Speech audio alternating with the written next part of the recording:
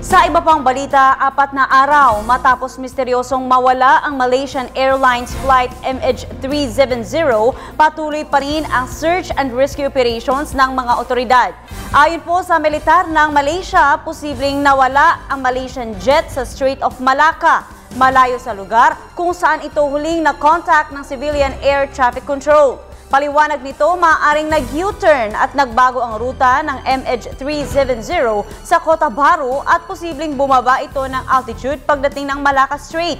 Samantala, inaalam na ng pulisya kung may pasahero o crew ang eroplano na may personal o psychological problems na maaaring nag-hijack o sumabotahe sa flight. Tinitingnan din ang anggulong mechanical failure. Una nang sinabi ng mga otoridad ng Malaysia na lumalabo na ang anggulong terorismo. Ang 2 pasahero ng MH370 na nagnakaw umano ng pasaporte ay asylum seekers at nais mag-migrate sa Germany.